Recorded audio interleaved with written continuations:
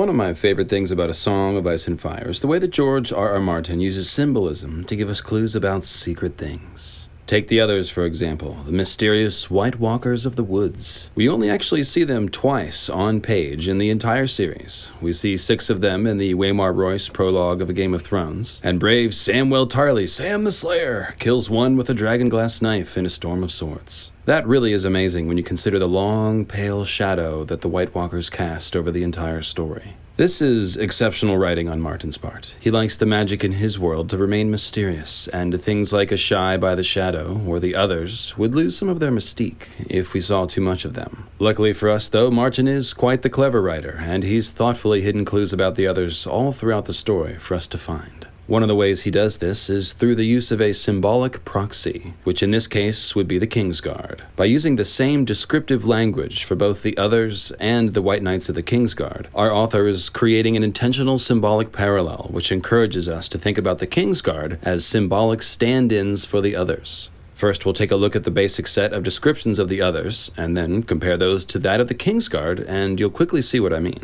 So hey there, it's Lucifer Means Icebringer, and I'm back to reclaim another one of my original theories that's at this point running all around the internet, which is of course flattering. This is one of my favorite lines of symbolism, and a lot of things are built on top of it, so strap in and we'll take a look at the symbolism of the others and the Kingsguard. If you enjoy the video and you want to help support the program, of course you can like and share, sign up for Patreon, or you can make a one-time donation by going to paypal.me/mythalastronomy. You don't even need a PayPal account. Thanks to everyone who's been supporting the channel lately. We are growing strong, and I got tons of stuff coming towards you until Winds of Winter comes out, and a comet comes back around to break the moon again and rain down meteors and cause the long night. And it's probably going to be summoned by Euron, and there'll be blood magic, and The A Game of Thrones prologue with Waymar Royce is where we get most of our descriptions of the others, and here's the very first one. Will saw movement from the corner of his eye, pale shapes gliding through the wood. He turned his head, glimpsed a white shadow in the darkness. Then it was gone. The term white shadow, pale shadow, cold shadow, or just shadow is by far the most common description of the others. For example, Lord Commander Mormont speaks of white shadows in the woods to describe the rising threat of the others. And when Gilly speaks with Jon about saving her baby from being given to the others, they both use the white shadow moniker. In A Feast for Crows, Sam reports that Maester Aemon's woken up and wants to hear about these dragons. He's talking about bleeding stars and white shadows and dreams. And clearly Aemon is catching visions of the end times here, so these white shadows can only be White Walkers. Sam thinks of the others as the White Walkers of the Wood, the Cold Shadows. And Tormund uses similar language to describe them, calling them shadows with teeth and shadows that never go away but are always clinging to your heels. Think about the way your shadow on the sidewalk appears to cling to your heels. But imagine that shadow is a White Walker, and now you know how Tormund was feeling. The basic meaning of the term white shadow seems apparent. The others are shades in some sense, some sort of icy, ghost-like entity. It's also a delightful sort of marriage of opposites. Shadows are usually thought of as dark, but these shadows are white and pale. And we know how George Martin loves that sort of thing. The second glimpse of the others in the prologue reinforces all of these ideas. A shadow emerged from the dark of the wood. It stood in front of Royce. Tall it was, and gaunt and hard as old bones, with flesh pale as milk. Its armor seemed to change color as it moved. Here it was white as new-fallen snow, there black as shadow. Everywhere dappled with the gray-green of the trees. The patterns ran like moonlight on water with every step it took. These white shadows from the woods have pale, milk-white flesh and reflective ice armor, and they're compared to old bones, which are also a milky white color. When we see Sam stab a White Walker in a storm of swords, we actually catch sight of the bones of the others, which are, quote, like milk glass, pale and shiny, and it also has bone-white hands in that scene. Again, we see the same set of words, milk pale, bone-white, snow-white. No dwarves, though. Unless you count the Children of the Forest. Only a moment earlier, when the other dismounted its dead horse to face Sam, we got this line. The other slid gracefully from the saddle to stand upon the snow. Sword slim it was, and milky white. In a manner of speaking, the others are like milky white ice people, with lots of sword symbolism. Their bones look like milk glass, which reminds us of Dawn, of course, a shiny white sword which is pale as milk glass. And now the others themselves are described as swords. They're milky white and sword slim. The ice swords that the others wield are called pale swords as well, among other things. So we can say that the others are milky white sword people who wield pale swords and have bones that look like pale swords. Combine all of that with the persistent white shadow moniker and the idea of armor made of ice, and those cold blue star eyes, of course, and we have a pretty good basic idea of the language used to bring the others to life. And now let's have a look at those magnificent White Knights of the Kingsguard, whose sterling honor is absolutely beyond reproach. Bullshit! Here's Tyrion observing Joffrey in A Clash of Kings. Joffrey was galloping at his side, way-faced, with Sir Mandon Moore a white shadow on his left. Oh my, what's a white shadow doing so close to the king? Someone better warn him. Now, recalling that George describes the others as beautiful in interviews, check out Tyrion looking at Joffrey in A Clash of Kings. His two white shadows were always with him, Balon Swan and Mandon Moore, beautiful in their pale plate. Oh, this is terrible. The White Shadows have the king surrounded. Beautiful they may be, but I wouldn't trust them. Then, at the Battle of the Blackwater, on the Bridge of Burning Ships, a fallen Tyrion looks up at Sir Mandon Moore. Finally, he rolled over the side and lay breathless and exhausted, flat on his back. Balls of green and orange flame crackled overhead, leaving streaks between the stars. He had a moment to think how pretty it was before Sir Mandon blocked out the view. The knight was a white steel shadow, his eyes shining darkly behind his helm. Now, I'd love to talk about the meteor-like fiery streaks between the stars, but that's a different video, I'm afraid. Our attention turns to yet another white shadow Kingsguard, and this one certainly has bad intent, which is kind of becoming a theme. In A Feast for Crows, an increasingly paranoid Cersei Lannister runs a small council meeting and perceives, quote, shadows closing in around her as she sees treason lurking everywhere. One of those treasonous shadows is the Kingsguard knight Sir Loras Tyrell, who is standing behind his little sister, a pale shadow with a long sword on his hip. Cersei may be paranoid and a bit mad, but she's probably right not to trust Loras, lurking like a pale shadow as he is. Even when the Kingsguard is looking glorious in the daylight, they manage to look like they are impersonating the others. This is Sansa's view of the hands turning at King's Landing during A Game of Thrones. They watch the heroes of 100 songs ride forth, each more fabulous than the last. The 7 knights of the Kingsguard took the field, all but Jaime Lannister, in scaled armor the color of milk, their cloaks as white as fresh fallen snow.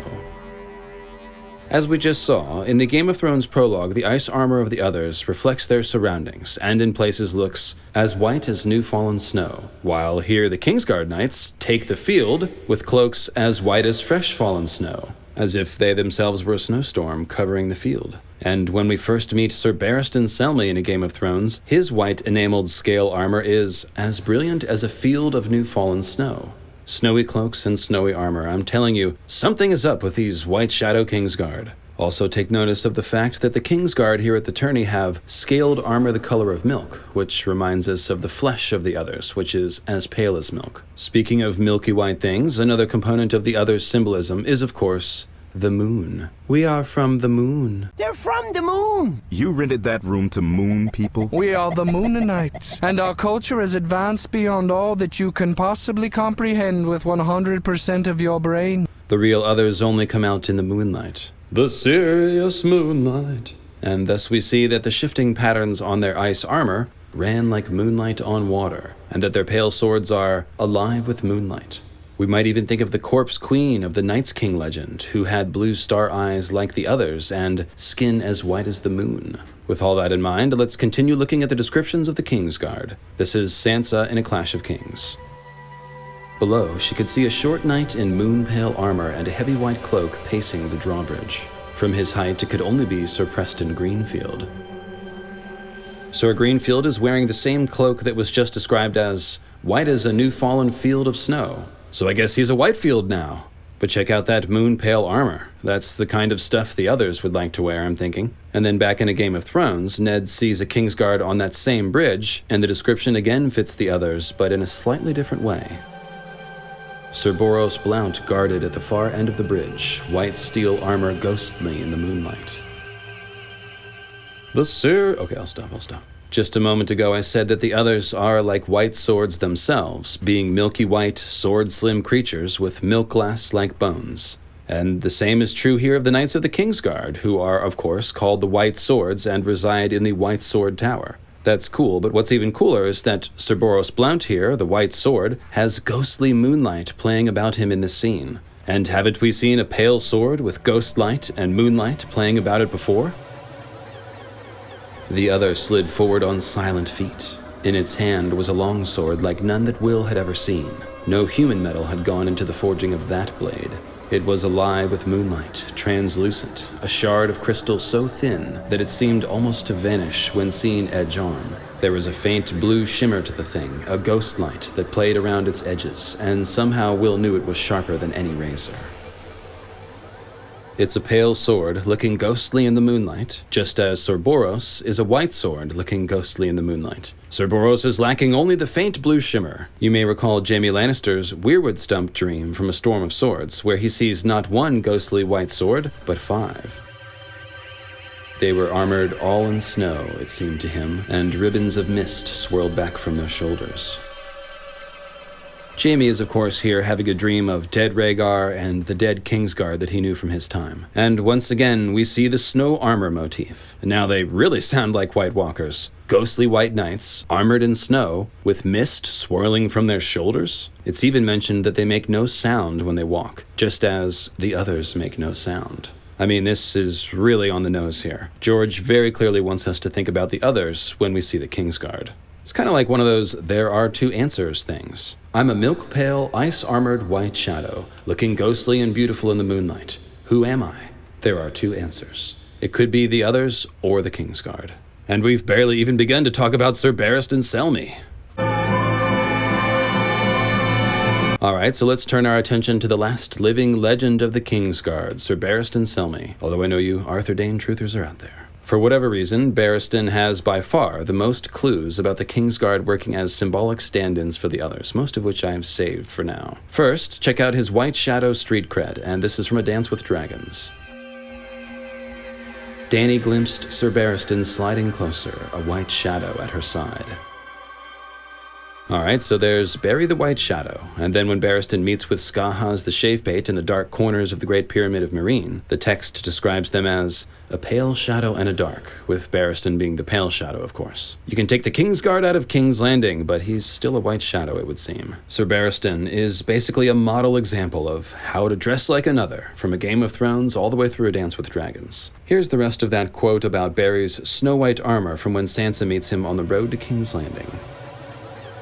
One knight wore an intricate suit of white enameled scales, brilliant as a field of new-fallen snow, with silver chasings and clasps that glittered in the sun. When he removed his helm, Sansa saw that he was an old man with hair as pale as his armor, yet he seemed strong and graceful for all that. From his shoulders hung the pure white cloak of the Kingsguard. Alright, that is one snowy dude. His armor is like a field of new fallen snow, and his hair matches. Sure sounds like a White Walker to me. He's even graceful like the other that Sam faced, who slid gracefully from its saddle. And did I mention Barry has blue eyes? It's true. Sweet baby blues to go along with his snowy hair and armor. Later on, he grows his beard out and takes the false name Arstan Whitebeard. Arstan Whitebeard, yeah. And that white beard, well, that thing is made out of snow too. His name was Arstan, but Strong Belwas had named him Whitebeard for his pale whiskers, and most everyone called him that now. He was taller than Ser Jorah, though not so muscular. His eyes were a pale blue, his long beard as white as snow and as fine as silk. Let me put it this way, if Barristan wanted to dress up like a White Walker for Halloween, he'd barely have to do anything at all. Give the man an ice spear and a wee bit of face paint, and he's pretty much all set. When Dany meets him as Whitebeard in A Clash of Kings, he's introduced as an otherish type of guy. The other man wore a traveler's cloak of undyed wool, the hood thrown back. Long white hair fell to his shoulders, and a silky white beard covered the lower half of his face.